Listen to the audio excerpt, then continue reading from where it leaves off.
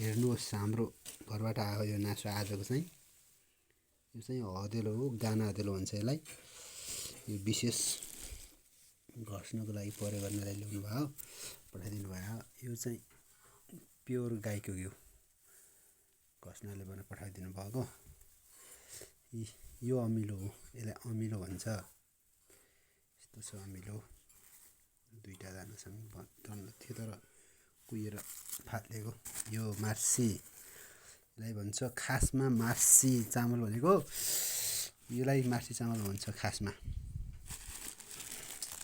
Guys यसलाई Marcy चामल भन्छ। यो लोकल मास, मैले पनि बेसी त खाएँ, भान्जा नभएन खानुलाई